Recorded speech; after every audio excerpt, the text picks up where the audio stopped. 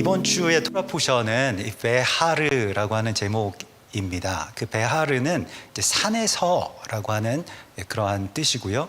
25장 1절에 그 여호와께서 시내산에서 모세에게 말씀하신 것. 그래서 산에서라고 하는 이 하르, 그 하르라고 하는 그런 뜻의 이 제목이 있습니다.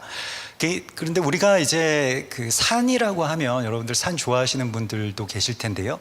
산이라고 하면 이제 이 땅에서 얼마간 올라가야만 되는 것이죠.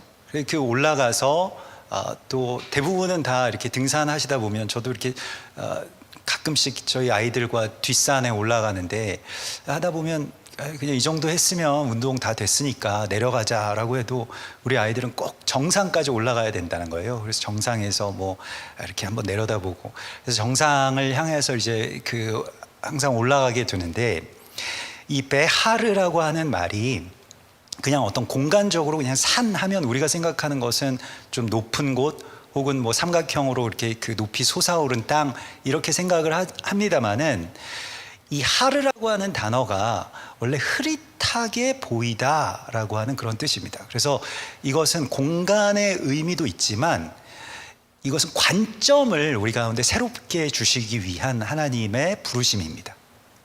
근데 하나님이 우리에게 흐릿한 눈을 주신대요. 여러분들에게도 흐릿한 눈이 있으신가요?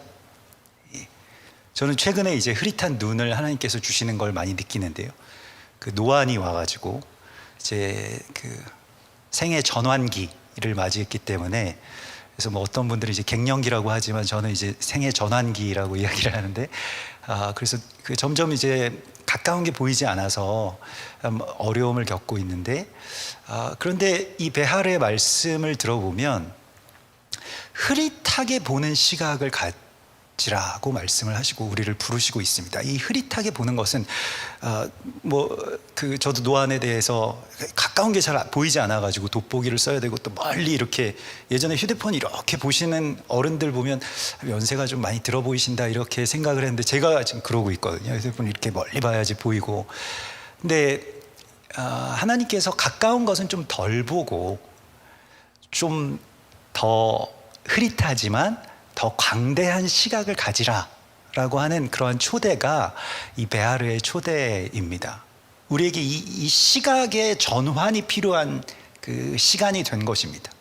이제는 너무 협소하게 이것만 바라보고 여기에만 너무 막 집중하고 분명하게 보아야만 했던 것에서 좀 떠나서 산에 올라가면 어떻습니까? 멀리 차들도 깨알처럼 보이고, 뭐 집들도 또 다닥다닥 붙어서 살아가는 많은 사람들의 어떤 그런 모습들도 거의 보이지 않죠. 그래서 그 산에 올라가서 이제 내려다보는 그 시각을 갖게 되면, 내가 뭐 하러 그렇게 아둥바둥 살아왔던가라고 하는 것을 이제 생각하게 됩니다. 근데 이 시각을 하나님께서 오늘 레위기를 통해서 우리에게 주시는 거예요. 성경은, 토라는 우리에게 이런 새로운 시각을 제시합니다. 그래서 같은 일이지만 거기서 가까이서 막 혈안이 되어서 그 바라보고 있었던 것에서 잠깐 떠나서 하나님께 조금 더 가까이 올라가는 거예요. 그래서 내려다보면 별거 아니구나, 혹은 우리가 왜 살아야 되는지, 나의 인생을 좀 더 크게 구속사적인 관점으로 본다는 것입니다. 그래서 저는 뭐 거대 담론, 뭐 큰 시각, 이런 것보다는 그냥 하루하루의 삶이 중요하지 않을까 이렇게 생각을 했습니다. 이스라엘의 회복도 뭐 마지막 때도 굉장히 큰 이야기잖아요. 구속사의 큰 관점이지 않습니까? 근데 이게 왜 나한테 필요하지? 이거 별로 필요 없지 않을까? 이런 생각들도 했었는데요. 그러나 우리가 오늘 하루를 하나님의 뜻대로, 하나님이 기뻐하시는 뜻대로 살아가기 위해서는 이런 구속사의 광대한 시각이 필요하다는 것입니다. 나의 삶에 대해서도 이제는 전체를 조망해야 될 때가 되었다라고 말씀을 하시고 있습니다. 그래서 하루하루 우리가 가까이서 보던 것에서 빠져나와서 이 광대한 시각을 주시는 하나님의 선물이 이번 주 이 레위기의 이 베하르의 말씀을 통해서 우리 가운데 주어집니다. 얼마나 복된지 모르겠어요. 그런데 오늘, 그래서 너는 그 산에 올라와서 뭐 나중에 이제 신명기서 3장에 보면 모세에게 너는 산에 올라가서 그 약속의 땅 동서남북을 다 바라보라. 비스가 산으로 올라와서 다 바라보라 라고 말씀을 하시면서 바라보라고 하시고 너는 그 바라본 그 땅을 밟지 못할 것이다 이렇게 말씀을 하시거든요. 거기에 대해서 모세가 순종하죠. 올라가서 쫙 다 조망하고 그 약속의 땅들을 바라보는데 자신은 거기에 들어가지 못할 것이다. 이건 무슨 말씀이 약 올리는 것도 아니고. 그런데 사실은 모세가 그 약속의 땅에 들어가지 못한다라고 하는 것 자체가 구속사의 질서입니다. 그러니까 모세로 말미암아서는 구원을 얻을 수가 없는 것이죠. 모세는 그 구원 이전에 우리가 죄인이라고 하는 것을 깨닫는 데까지 인도하는 몽학 선생, 과외 선생님이고요. 그리고 그 다음 단계의 이야기가 예수와의 구원의 이야기로 이제 펼쳐지게 되는 것이죠. 모세는 그 땅에 들어갈 수가 없는 것입니다. 다만 그 구속사에 있어서 모세가 대변하는 이 토라가 우리를 이끄는 그 지점에서 전체를 다 바라보게 하시죠. 그래서 이 산이라고 하는 이 공간적인 개념, 또 이 시각적인 그 개념의 전환을 하나님께서 말씀을 하실 때에 신약 성경에서는 예수께서 무리를 보시고 산에 올라가 앉으시니 제자들이 나아온지라, 이 마태복음 5장 1절의 말씀 여러분 아실 겁니다. 팔복 설교가 시작되는 그 지점이죠. 근데 예수님께서 무엇을 보셨습니까? 자기를 막 따라오고 현실적으로 무언가를 계속해서 자신에게 구하는 그 무리들을 보셨어요. 그래서 거기를 그 무리들을 피해서 산에 올라가서 앉으셨을 때에 누가 나옵니까? 무리는 산까지는 못 올라옵니다. 무리들은 바쁘거든요. 돈도 벌어야 되고 자기 문제가 훨씬 더 크고 이 문제를 해결해 줄 도우미로서 예수님을 찾는 것이기 때문에 무리들은 산까지는 안 옵니다. 그런데 제자들이 나온지라 이렇게 되어 있습니다. 그래서 무리와 제자의 그 차이가 극명하게 드러나는 그러한 장면이죠. 그러니까 우리가 산에 올라간다라고 하는 것은, 여러분 산 안 좋아하시는 분들은 왜 산에 가야 되냐, 저도 군대 제대하고 난 이후로는 산 안 좋아하거든요. 초록색도 별로 보고 싶지 않고 산만 보면 막 올라가니까요. 뭐 저는 또 전투부대에 있었기 때문에 산은 정말 많이 탔습니다. 그리고 딱 산을 보면 얼마나 힘들까 이거에 대한 견적이 나와요.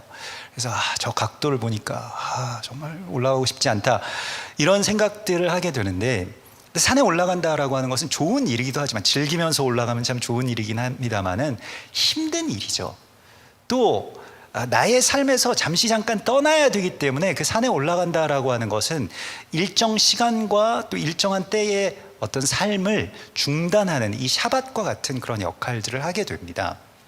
그래서 산에 올라갔을 때 제자들이 산까지 따라올 수 있는 사람들이 이제 제자들이죠. 그때 제자들에게 예수께서 가르치신 것이 가난한 자는 복이 있나니 라고 하는 완전히 새롭고 광대한 시각을 주님께서 주신 것이죠. 그리고 우리가 가난한데 저는 왜 이런 팔자를 타고났고 나는 왜 이렇게 박복할까 이렇게 생각했던 사람들에게 너희들은 부유한 자다, 복 있는 자다 라고 하는 그 광대한 시각을 불어넣어 주십니다. 이게 팔복 이야기가 되겠고요.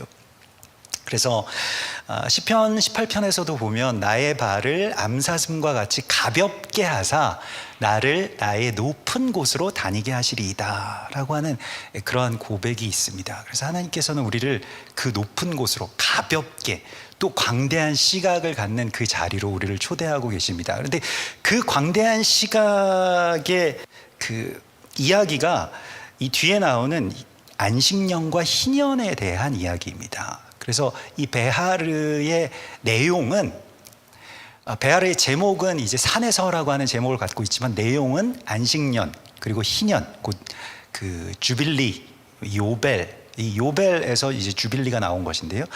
그러한 그 희년에 대한 말씀으로 가득 차 있습니다. 사실 안식년과 희년이라고 하는 것이 성경의 결론입니다. 그러니까 레위기의 결론이자 성경 전체의 결론이에요. 무엇이냐면 예배가 실제의 세상에서 어떤 열매를 맺는가라고 하는 것에 대한 이야기거든요. 그래서 하나님과 나와의 관계가 이렇게 가까워지고 이 죄로 말미암아 죽을 수밖에 없었던 우리가 어린 양의 피로 하나님께 나아가게 되어서 하나님께 가까이 우리가 나아가게 되었을 때에 내가 은혜롭다, 좋다, 행복하다, 나는 구원받았다, 나만 살았다, 이것이 아니라 그 구원받은 그 구원의 열매가 이 세상 가운데 반드시 나온다는 것입니다. 열매를 맺는 삶에 대해서 말씀을 하시는데, 하나님을, 우리가 예수를 믿는다라고 하는 것은 그 믿는 것 자체에서 그 믿음으로 말미암아서 우리가 영생을 얻게 되고 부활의 생명을 살게 되었을 때에 이 세상이 어떻게 될 것이냐라고 하는 것에 대한 질문을 우리 가운데 하시고 있습니다. 그래서 오늘 2절의 말씀을 보면 이스라엘 자손에게 말하여 이르라. 우리가 지난주에 에모르에 대해서 나누었습니다만 우리가 대언의 권세를 갖고 있거든요. 우리 이스라엘 자손들에게 말하라. 무엇을 말하라고 하시냐면, 내가 너희에게 주는 땅에 들어간 후에 그 땅으로 여호와 앞에 안식하게 하라. 그 땅에 들어가는 목적이 보통은 나 살기 위해서, 우리가 살 땅, 우리 집이 어디 있을까, 내가 어디다가 무엇을 지을까, 이런 거 생각하는데 그게 아니고 그 땅에 들어가는 목적이 그 땅을 안식하게 하기 위해서 들어가는 것이다 라고 하는 것을 분명히 말씀을 하십니다. 그래서 여호수아의 군대가 여리고 성으로 들어갈 때 제사장 7이 양각 나팔을 불었다라고 되어 있는데, 그 양각 나팔이라고 번역된 말이 특이하게도 요벨을 들었다. 보통 이제 쇼파르라고 하는 말만 많이 쓰거든요. 이게 나팔, 이 뿔나팔.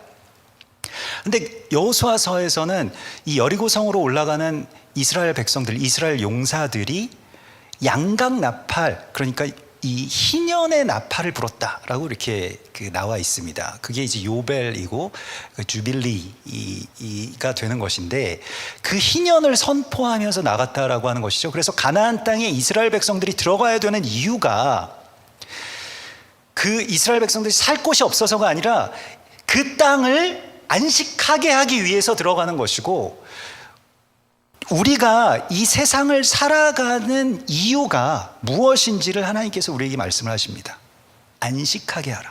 땅을 안식하게 하고 사람을 안식하게 하라. 그래서 안식년은 또 면제년, 안식년, 희년은 면제년, 쉐미타라고 불리워주는데 면제년이기도 하죠. 그래서 빚을 탕감해주고, 또 누군가 빚진 자가 있으면 그의 빚을 내가 대신 갚아주고, 이게 가알이라고 하는 것인데 대신 물러준다라고 하는 그런 의미가 있습니다. 그게 예배의 열매라는 거예요.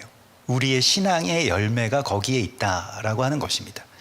그래서 이 가나안이라고 하는 이 땅을 풀어주는 것, 그래서 이 가나안이라고 하는 것, 가나안의 7족속이 그 땅에 바알 신앙을 가지고 그 땅을 완전히 자기들의 그 소유지로 사유화했습니다. 그래서 땅이 다 사실 바알이라고 하는 이름이 땅 주인, 집주인이라는 뜻이거든요. 이 베이트 엘 해가지고 그 땅의 주인이다. 내가 이 땅의 주인인데 누가 내 땅을 침범하느냐. 그런데 하나님의 백성들은 어떻게 하냐면 그 땅에 들어가서 그 땅에 대한 위임을 받지만 소유하지 않는 것, 그것을 통해서 하나님의 땅을 하나님께로 돌려드리는 그 일이 사명이라는 것입니다. 그래서 땅을 회복하는 것이 무엇일까라고 하는 것에 대하여서 우리가 이번 한 주 동안 이렇게 나누게 되었는데요. 가나안이라고 하는 땅을 거룩한 하나님의 땅으로 올려드리는 것, 그래서 거룩이라고 하는 것이 거룩하게 하는 사명이 우리에게 있다라고 하는 것을 주께서 말씀을 하시죠. 여기에서 가장 중요한 것이 무엇이냐면 안식에 있습니다. 그 핵심은 안식에 있습니다.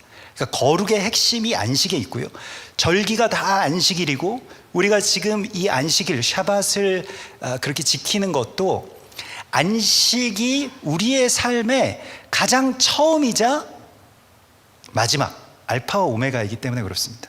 사람이 창조되어서 첫 번째 날이 어떤 날이었나요? 6일째 창조되고 7일째 쉬었습니다. 보통 우리는 이렇게 생각할 겁니다.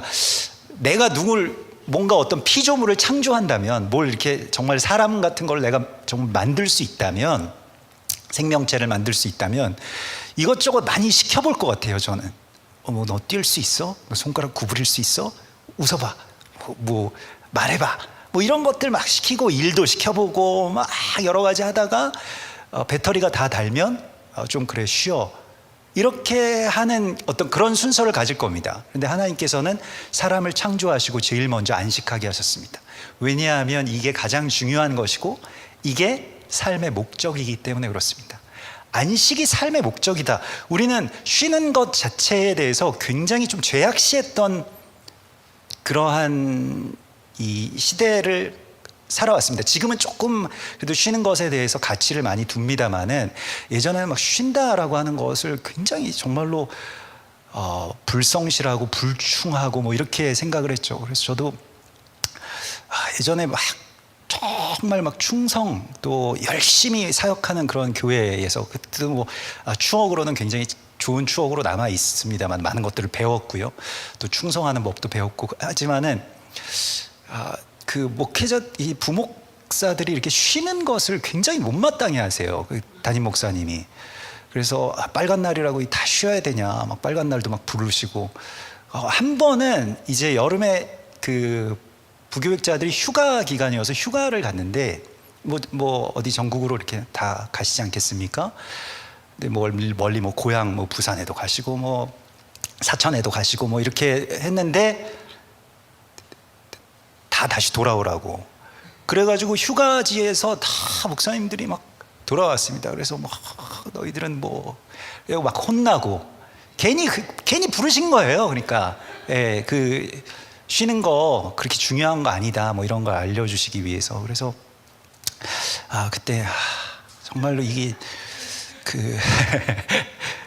좀 힘들긴 했었는데 뭐 이해도 되죠. 그런데 저는 또 감사하게도 어디 안 가가지고 그때 그냥 집에 있었더니 오라고 하더라고요. 그래서 그냥 가서 별로 억울한 점은 없었는데 나중에 뭐 또 다 휴가도 다 보내주시고 그랬습니다만은 아무튼 그래서 우리가 쉰다라고 하는 것이 얼마나 큰 가치를 갖고 있는가라고 하는 것을 새롭게 배워야 됩니다. 내가 쉬는 것이 어떤 것이냐라고 하는 것에 대해서도 새롭게 배워야 됩니다. 그 쉰다라고 하는 개념이 그냥 일에 지쳐서 아니면 다시 일을 하기 위해서 쉬는 것이 아니고요. 자유를 선포하기 위해서 쉬는 것입니다. 그러니까 내가 쉬게 되면 나의 쉼이 어떤 사람들의 자유가 돼요. 그게 바로 샤밧입니다. 근데 나만 쉬면 나만 쉬기 위해서 너희들은 일해 라고 하는 것은 샤밧이 아닙니다. 참된 샤밧은 내가 샤밧의 통로가 되는 것입니다. 안식의 통로가 되는 거예요. 인자는 안식의 주인이라고 말씀을 하셨습니다. 그러니까 안식의 주인이 안식을 나누어 주는 거예요. 그게 예수와께서 우리에게 주시는 안식이기도 하지만 나만 쉬라고 주시는 안식이 아닙니다. 나를 통해서 너의 여종과 남종과 너의 소나 양이나 오늘 이 레위기 25장에 보면 들짐승들까지도 내가 키우는 가축이 아닌데 들짐승들까지도 네 밭에서 나온 소출을 먹을 것이다. 이게 안식년입니다. 그러니까 안식년에는 경작을 하지 않지만 그 전해에 계속 지었던 농사가 있으니까 열매가 맺힌다는 것입니다. 그럼 그 열매를 누가 먹느냐? 너와 나도 먹어야 되겠죠? 그런데 너의 여종과 남종과 또 내 문 안에 거하는 나그네와 과부와 여러 연약한 자들 심지어는 들짐승들까지도 그것으로 말미암아서 먹게 될 것이다. 이렇게 말씀을 하십니다. 그게 안식이에요. 그러니까 우리가 안식이 가장 먼저이고 안식이 우리의 삶의 목적이라고 하는 것을 알게 되는 그 시각이 우리에게 필요한 것입니다. 우리는 그렇게 생각해 본 적이 없어요. 뭘 어떻게 해서 이룰 것이냐 이런 것에 굉장히 초점을 많이 맞추면서 살아왔습니다. 근데 거기서 잠깐 떠나서 안식에 초점을 맞추라는 거예요. 어디에 초점을 맞추게 되면 우리 카메라의 그런 모습과 같이 어디에 초점을 맞추게 되면 다른 곳은 좀 흐릿하게 보이게 됩니다.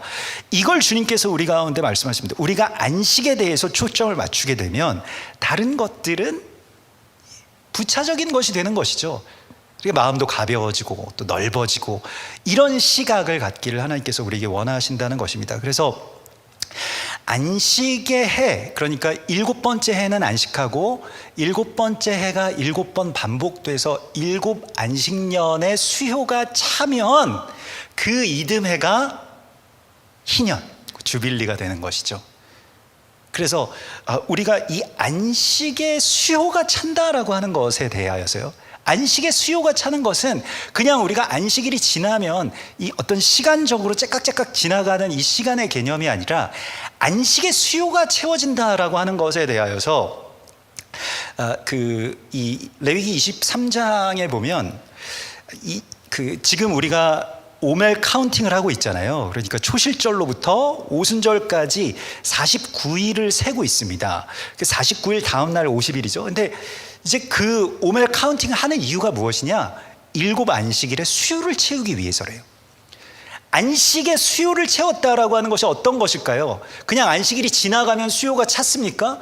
그것이 아닙니다. 뭔가를 우리가 채워야 되겠는데 우리가 얼마나 안식하게 했느냐, 그것이 중요하다는 것입니다. 그래서 너희 땅에 레위기 23장에서 그 안식이 7안식일의 수요를 채우라고 하실 때에 레위기 23장 22절의 말씀을 보면 너희 땅에 곡물을 벨 때 반 모퉁이까지 다 베지 말며 떨어진 것을 줍지 말고 그것을 가난한 자와 거류민을 위하여 남겨두라. 나는 너희의 하나님 여호와이니라. 이렇게 말씀을 하시고 있습니다.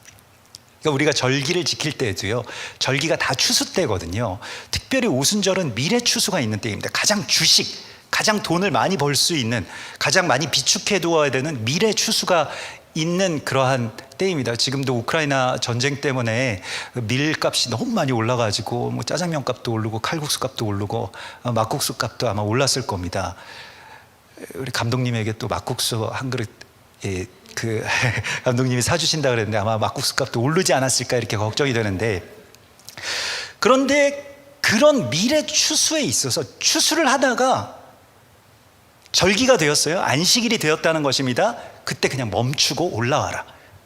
그러면 그 마을에 있는 가난한 사람들이 와서 그 나머지의 것을 갖게 되어 있습니다.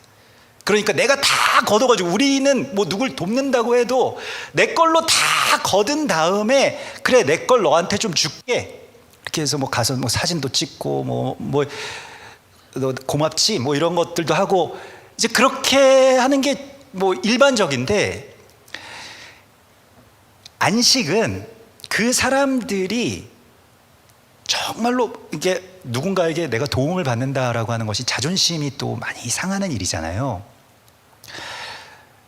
그런데 그것을 전혀 건드리지 않고 그 사람들이 그것을 가져갈 수 있도록 주인은 떠나는 것입니다. 일을 멈추고 그냥 떠나는 거예요. 반 모퉁이까지 다 베면 그래도 그게 얼만데, 그런데 반 모퉁이까지 다 안 베고 안식하는 겁니다. 그러면 그 안식이 자기의 안식이자 또 그 가난하고 배고픈 사람들의 안식이 되는 거예요. 이게 안식의 수요를 채우는 것입니다. 이 안식의 수요를 채우는 것이 7번 완전하게, 충만하게, 완전하게 다 채워지면, 그러면 성령이 임하시는 오순절이 되고 기쁨의 희년이 된다라고 하는 것입니다.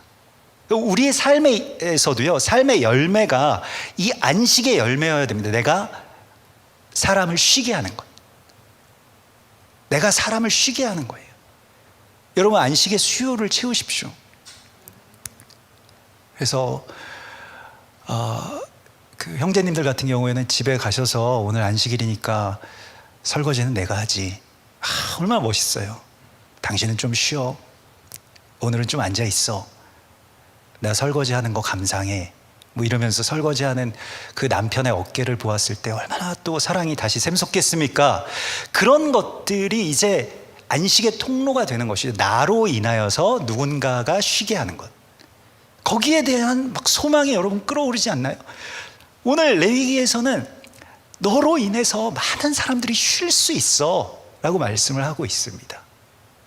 이게 꼭 돈이 많아서, 이게 돈 많은 사람이 뭐 가난한 사람들에게 나누어주는 이런 개념이 아니라, 내가 누군가를 쉬게 하겠다라고 하는 이 영광된 소망과 목적을 항상 가지고 안식일에는, 적어도 안식일에는, 또 적어도 절기에는 이 안식을 어떻게든 내가 나누어 줄 수 있도록 내 자신이 멈추고 또 내 자신의 그 모든 움켜쥐었던 것들을, 내가 소유로 삼으려고 했던 것들을 놓아주는 날이 바로 안식일이라는 것입니다. 그래서 나의 쉼이 다른 사람들의 쉼으로 연결되는 것이고요, 탐심으로부터 우리가 안식하게 되면 사람들이, 또 땅이 안식하게 된다라고 말씀을 하시고 있습니다. 그래서 모든 것들을 내가 막 꽉 움켜쥐고 놓치지 않을 거예요, 이렇게 이야기를 하는 그런 안식이 아니라, 그런 이 탐심이 아니라, 이것을 놓아주고 나누어 줌으로써 나도 자유를 얻고요, 나는 그런 것, 하나님께서 주신, 하나님 안에서 나는 부요합니다 라고 하는 그 고백으로 나누기 시작하면 하나님께서 몇 갑절을 채워주신다라고 말씀을 하십니다.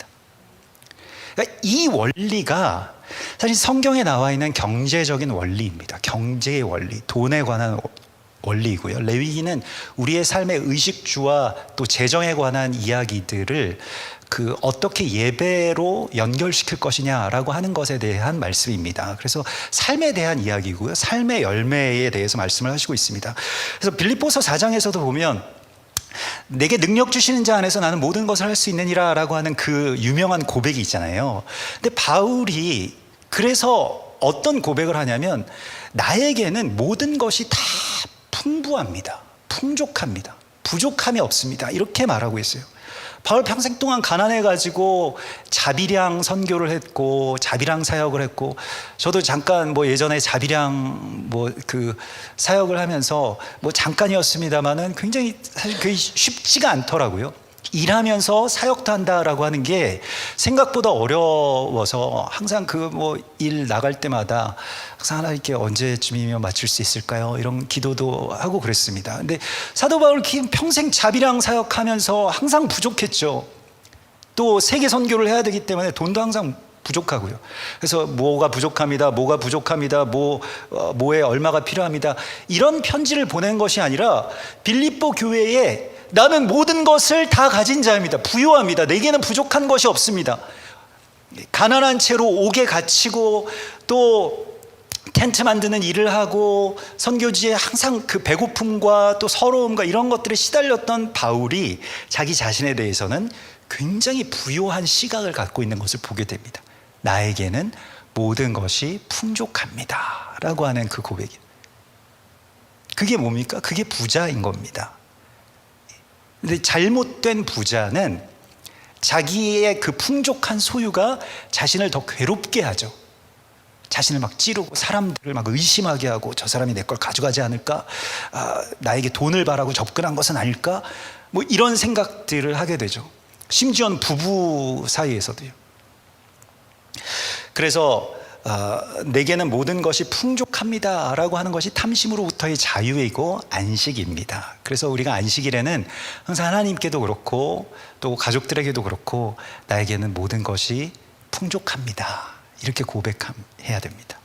근데 항상 우리가 뭐가 부족하다, 좀 못 살겠어, 죽겠어, 뭐가 잘 안 돼, 이런 생각과 말들이 계속 달려 있으면 계속 그 안에서 맴돌게 되거든요. 거기서 빠져나와서 나에게는 모든 것이 주 안에서 풍족합니다. 물론 객관적으로 보면 부족할지도 몰라요. 그러나 주 안에서 내가 부유함을 누리는 것은 다른 문제입니다. 시각의 문제이지 소유의 많고 적음에 있는 것이 아니라고 하는 것을 성경은 우리에게 말씀을 하시고 있습니다. 그래서 우리가 이제 안식년에는, 안식일에도 그렇고 안식년 희년에는 자유를 선포하라. 너희가 오늘 그 10절에 보면 너희는 50년째 해를 거룩하게 하여 그 땅에 있는 모든 주민을 위하여 자유를 공포하라. 그래서 50이라고 하는 숫자가 7이 7번 채워졌기 때문에 중요한 숫자이거든요. 그래서 우리는 그 환갑 이게 60갑자를 따져가지고 이제 60 되게 중요하게 이렇게 생각하는데 그 삶에 있어서 어떤 한 분기점을 찍었다, 정점에 올랐다, 뭐 이렇게 이야기를 합니다만은 히브리인들 같은 경우에는 50을 굉장히 중요하게 생각합니다. 그래서 저도 항상 제 아내에게 목표는 50부터인 것 같아 항상 얘기했었거든요. 40대부터 계속 얘기했었는데 드디어 이제 50이 됐는데 아내가 뭐 50부터라며 막 이렇게 이야기를 하는 것 같은데 아직 제가 생일이 안 돼가지고 그래서 만으로 하면은 이제 좀 올 여름 지나면 좀 괜찮겠다. 이제 50부터 하나님께서 또 하나님의 그런 종으로 온전하게 또 써주시지 않을까 뭐 이런 소망을 갖고 있습니다. 그래서 50이라고 하는 해가 굉장히 중요하고 또 50년마다 한 번씩 희년이 된다라고 하는 것은 인생의 한 번의 그 기회가 있다는 거예요. 희년이라고 하는 자유를 선포할 기회, 희년의 용사, 희년의 나팔을 불 그런 시간이 적어도 일생에 한 번은 있다는 것입니다. 그래서 그 희년을 선포하는데 희년의 자유를 선포하라. 너희는 자유를 선포하라. 그래서 모든 주민을 위하여 자유를 공포하라. 이렇게 말씀을 하시고 있는데요. 여기에서만 쓰는 자유라고 하는 단어가 따로 있습니다. 다른 자유라고 하는 단어들이 히브리어로 몇 가지가 되는데 특별히 이 희년에만 쓰는 자유의 단어가 있습니다. 이게 바로 데로르입니다. 데로르. 데로르르르 그거와 같은 말이에요. 데로르는 무엇이냐면 또르르르 굴러간다는 뜻입니다. 뭐가 또르르 굴러가냐면 생수의 강이 또르르 굴러간다는 거예요. 그래서 빨리 움직인다, 무언가가 유출된다, 이런 뜻입니다. 내 안에서 생명생수가 이제 막 굴러가기 시작해요. 그 흐름이 생긴다는 것입니다. 이게 자유라고 말씀을 하시고 있어요. 내가 움켜쥐고 있으면 그 썩은 웅덩이처럼 거기가 계속 고인물로 썩어가고 막 악취가 나고 그렇게 되는데 내 안에서 이제 흐름이 시작된다는, 자유의 흐름, 데로르가 시작된다는 것입니다. 그래서 생수의 강이, 자유가 내 안에서 막 넘쳐서 흘러요. 그래서 사람들이 움직이기 시작합니다. 사람들을 풀어주기 시작합니다. 그러한 자유의 날이 우리를 통해서 선포되어야 함을 주께서 말씀을 하시고 있습니다. 너희가 자유를 공포하라. 당신은 자유합니다 라고 하는 것을 선포하는 자가 되라고 말씀을 하시고 있어요. 예수님께서 공생애를 시작하시면서 이사야서 61장의 말씀을 선포하시죠. 주의 성령이 내게 임하셨으니 이는 가난한 자에게 복음을 전하게 하시라. 포로된 자에게 자유를, 눈먼 자에게 다시 보게 함을 선포하며 우리 하나님의 은혜의 해와 또 보복의 날을 선포하게 하려 하심이라. 이런 말씀을 선포하시는데 이게 다 우리 하나님의 은혜의 해가 희년입니다. 이 안식의 선포자가 되는 것이 우리가 그리스도인이 되는 것이에요. 그래서 우리가 자유를, 누군가에게 자유를 선물하는 것, 자유의 통로가 되고 자유를 공포하는 자가 되는 것, 또 자유를 주기 위해서 내 안에서 무언가가 유출되기 시작하는 것, 나에게서부터 이렇게 막 나가는 거예요. 내 거니까 당신들에게는 빼앗기지 않겠어 라고 하는 것이 아니라 당신들 겁니다. 이거는 하나님이 나에게 잠깐 맡겨주신 건데 내 소유가 아니라 하나님이 나를 통해서, 우리는 통로가 될 뿐이니까 나를 통해서 당신들에게로 흘러가라고 하셨습니다. 거기에 자유가 있는 것입니다. 그래서 결국에 자유를 선포할 때 무엇이 있냐면 고엘, 아까 전에 나누었던 것과 같이 무른다라고 하는 이 개념이 나오게 됩니다. 그래서 룻기에 보면 보아스가 나오미와 룻의 이 빚을 무르잖아요. 기업 무를 자라고 하는 것이 땅을 어떻게 하다가 흉년이 들어가지고 기근이 들어서 이렇게 땅을 팔게 되었는데 그 땅을 판 땅을 다시 되찾아 주는 겁니다. 자기한테는 이익이 하나도 없어요. 근데 그 땅의 값을 대신 치러서 그 사람들에게로 돌리는 일이, 그게 희년입니다. 그 오순절에 룻기를 읽는 이유가 바로 그것이죠. 그 오순절이 배경이 되는 그런 시간이고요. 그렇게 되었을 때 그 베들레헴에서 다윗이 태어나고 또 베들레헴에서 예수 그리스도가 난 것이죠. 그 땅을 되찾아 주었을 때, 그 대신 찾아준 것입니다. 그래서 우리가 대신 값을 지불하는 것, 그 자유를 선포하는 자가 되라고 말씀을 하시고 있는데요. 그래서 희년은 기쁨의 해이고 감사한 해이고 뭐 주빌리이고 나팔을 불고 막 기쁘고 감사한 해이지만, 그게 희년의 자유 가운데 속한 사람들에게는 정말 말 그대로 기쁨의 해입니다. 희년이죠. 그런데 우리 하나님의 은혜의 해와 이사야서 61장은 어떻게 말씀하시고 있습니까? 은혜의 해가 다른 말로는 보복의 날, 신원의 날, 원수 갚는 날, 갚아주시는 심판의 날, 둠스데이라고 말씀을 하시고 있어요. 이게 어떻게 된 일이냐면, 만약에 우리의 삶에 있어서 그렇게 우리가 안식의 통로가 되고 희년을 선포하고 안식년을 온전하게 수요를 채우면 하나님께서 우리에게 복을 주시고 경제적으로 윤택하고 그렇게 우리가 복되게 살아가고 또 나로 인하여서 많은 사람들이 자유를 얻겠지만, 그렇지 않을 경우에 어떤 일들이 있는지를 우리가 보아야 됩니다. 이게 이 레위기 26장에 다음 장에도 나오고요. 그리고 이 말씀이 레위기 26장의 말씀이 성취된 것에 대하여서 역대하 36장에도 나오게 되는데, 너희가 쉬지 않으면, 너희가 안식년의 수요를 채우지 않으면 내가 이 땅을 황폐하게 하여 땅이 안식하게 하겠다라고 말씀을 하십니다. 그래서 예레미야 선지자를 통해서 선포하세요. 그게 무엇이냐면, 너희가 안식년을 행하지 않은, 그러니까 희년을 하지 않은 그 숫자대로 내가 이 땅에서 너희를 몰아내고 이 땅을 강제적인 희년을, 강제적인 안식년을 성취하겠다고 말씀을 하십니다. 그게 70년이에요. 70번의 희년을 다 놓친 겁니다. 우리도 분단된 지 70년이 넘었죠. 여기도 휴전선과 가까운 곳이기 때문에 그런 기도들도 하게 되는데, 땅이 황폐하게 된다라고 하는 것, 이 강제 안식년을 누린다라고 하는 것은 전쟁이나 심판이 있을 것이라고 하는 것에 대한 말씀입니다. 이게 굉장히 두렵고 떨리는 이야기죠.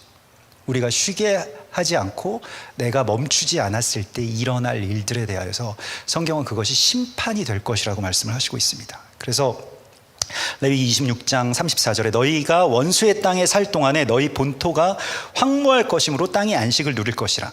그때 땅이 안식을 누리리니 너희가 그 땅에 거주하는 동안 너희가 안식할 때 땅은 쉬지 못하였으나 그 땅이 황무할 동안에는 쉬게 되리라. 얼마나 비극적인 일입니까? 그래서 어떻게 그러면 이 안식을 우리가 선포할 것이냐라고 하는 것에 대하여서 사실은 이 희년이라고 하는 것이 실제의 세상에서 가능할까라고 하는 것에 대해서 저도 회의적이었습니다. 땅이라고 하는 거 사유재산이고, 뭐 우리나라도 마찬가지 전 세계적으로 땅 얼마나 좋아하는데 그 땅을 사람들이 내놓는다? 이게 말이 안 되는 이야기잖아요. 땅을 풀어준다, 이것도 그 소유하기 위해서 막 혈안이 되어 있는 이 세상 가운데서는 이 법은 정말 성취되기 어렵겠다, 이런 생각을 제가 가지고 있었는데요. 사실은 우리의 현실의 삶 가운데서의 희년이라고 하는 것은 이 위로부터 제도와 체제를 통해서 희년이 선포되어야 되겠다라고 하는 그 생각을 가져서는 절대로 희년을 이룰 수가 없습니다. 이렇게 희년을 연구하시는 분들도 있어요. 그렇게 희년에 대하여서 주로 해방신학자들 이런 그런 그 시각을 가지신 분들은 사회 제도가 바뀌어야 된다. 그래가지고 맨날 법이 개정돼야 되고 부동산법이 어떻게 돼야, 이런 것에 어떤 초점을 맞추게 되는데요. 그런데 사실은 희년이라고 하는 것은 지극히 작은 나로부터 시작이 되는 것입니다. 이 개인으로부터 가장 낮은 곳에서부터 올라가는 것이지 위로부터 내려오는 것이 아니라는 것입니다.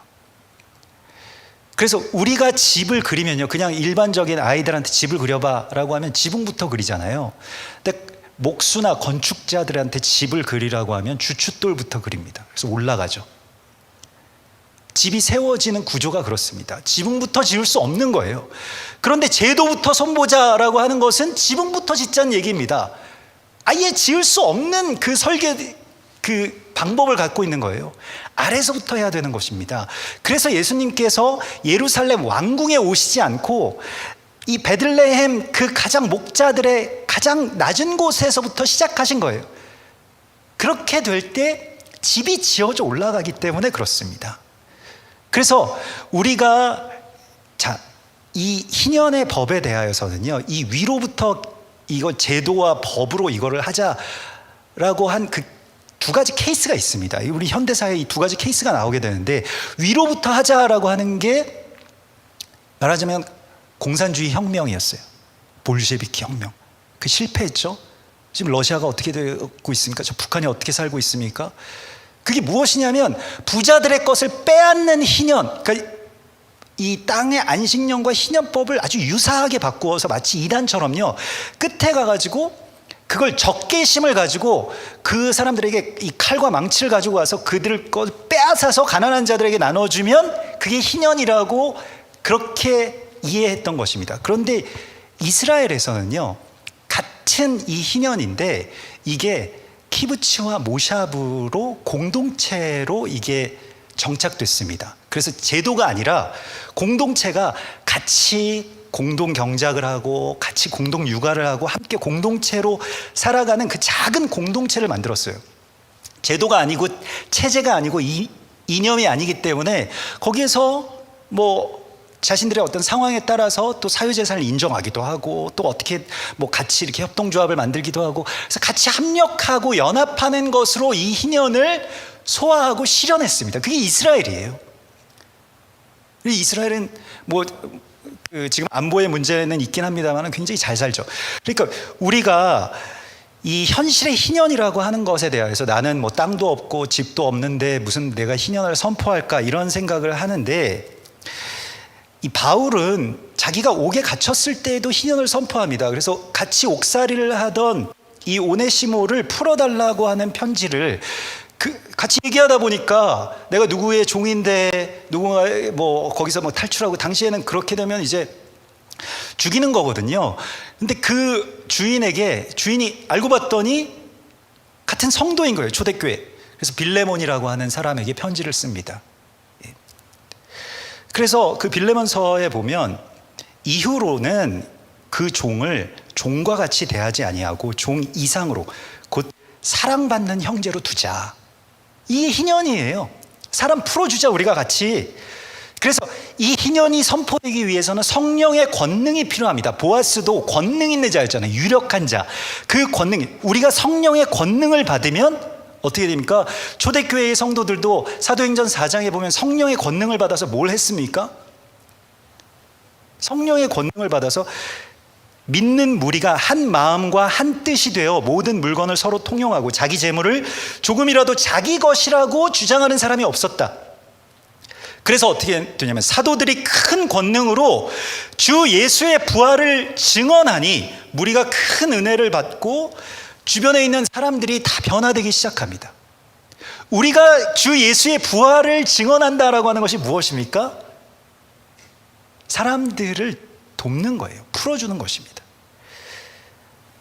지난주에 이스라엘을 위한 그 기도, 브레드 TV에서 그렇게 그 방송된 이스라엘을 위한 기도 제목 가운데서 우크라이나의 10대 소녀들, 뭐 갓 15, 16살 된 그 10대 소녀들이 이 러시아 뭐 마피아들의 손에 붙잡혀서 이 이스라엘의 홍등가에 팔려지고 인신매매가 일어나고, 거기에서 또 이 성폭행당한 그 여자아이를 메시아닉 유대인 공동체가 구하고 살펴주었다라고 하는 그런 이야기를 들었습니다. 그 얼마나 안타까운 일입니까? 그런데 우리가 그 그래서 빚져서 그렇게 팔려온 그 아이들을 풀어주는 데에 뭐 브레드 TV도 마찬가지고 여러분들도 정말 같이 기도해 주시고 또 힘을 쏟아서 그곳에 그 지체들을 우리가 풀어줘야 될 사명이 있음을 주께서 말씀을 하시고 있습니다. 우리가 해야 될 일이고요. 우리가 그 형제, 그 자매들을 위해서 내 딸, 내 동생, 나의 손녀 같은 그 아이들이 그렇게, 그것도 이스라엘의 홍등가에 그렇게 팔리는 것에 대해서 우리가 정말 애통한 마음을 가져야 됩니다. 그래서 이 애통한 마음으로 그렇게 우리가 같이 기도하고 또 같이 빚을 갚아주라고 말씀을 하시고 있습니다. 또한 우리가 자유를 선포하고 안식을 선포할 때는 재정적인 것만이 아니라 감정적인 것, 용서에 대해서도 그것이 우리에게 안식하는 것이라고 말씀을 하시고 있습니다. 그래서 빚을 탕감해 준다라고 하는 게 안식년이잖아요. 희년이고. 근데 내가 누군가에게서 누가 나한테 죄를 범했지만 내가 그것을 받지 않고 그것을 탕감해 주는 것, 이것이 안식입니다. 용서가 안식인 거예요. 그러면 가장 먼저 수혜를 받는 것은 자기 자신입니다. 내가 누군가에게 꼭 받아내야 될 이 감정의 빚이 있다라고 하면 얼마나 고통스럽습니까? 볼 때마다 밉고 막 원망스럽고 또 그 사람은 그거 갚을 생각도 안 하고 이렇게 되는 것이죠. 근데 그 사람에게 그 빚을 탕감해 주어라. 그래서 너희가 용서하는 자가 되라 하고 말씀을 하시고 있습니다. 그래서 지난주에 이 브레드 TV에서 이 야들라킴 그 유대인 그런 정통파 유대인들이 메시아닉 유대인들 이렇게 예배하고 있는 이 두깃 공동체 그 카페에 막 찾아와서 공격하고 막 험담하고 막 위협하고 이러다가 이제 불과 200m 정도 되는 거리에서 테러가 나가지고 팔레스타인 테러가 나서 막 사람들이 막 소리를 지르면서 총소리가 나고 막 이러니까 사람들이 막 패닉 상태에 빠져가지고 막 도망치는데 어디 막 갈 데가 어디로 도망가야 되는지 모르겠는데 그 야들라킴 이 자기들을 핍박했던 사람들이 자기들 그 카페로 막 이제 들어오면서 여기가 안전한 곳이야. 그래서 거기서 또 메시아닉 유대인들이 그들을 맞이해서 보호해주고, 이거 얼마나 아름다운 모습입니까? 당신들 우리 그렇게 핍박하더니 잘 됐네, 하나님이 심판하시는 거야, 그 거리에서 위험 가운데 그냥 있어, 이렇게 하는 것이 아니라 그들을 받아들이고 우리 안에서 함께 안전하게 거합시다. 이게 희년입니다. 우리가 그 안식의 통로가 되는 것이고요, 용서하고 품어주고 대신 빚을 갚아주는 그 희년의 용사들로서, 희년의 신부들로서, 희년의 나팔소리로서 여러분들 이 세상 가운데서 이제 하나님의 거룩한 백성으로 서시기를 주님의 이름으로 축원합니다. 같이 기도하겠습니다. 주여 감사합니다. 우리에게 희년을 허락하여 주셔서 우리가 이 땅 가운데서 참된 안식의 통로가 되게 하여 주시고 사람들을 자유케 하고 또 빚진 자들의 빚을 대신 갚아주며 탕감해주는 그러한 안식의 수요를 채우게 하여 주시옵소서. 이를 위하여서 우리를 부르셨사오니 우리의 삶의 목적이 이제는 어떠한 소유에 있지 아니하고 안식의 통로가 되는 것에 있음을 믿습니다. 주님께서 우리의 모든 예배와 삶을 이와 같은 안식과 희년으로 바꾸어 주시옵소서. 거룩하신 예수와 메시아 이름으로 감사하며 기도드리옵나이다.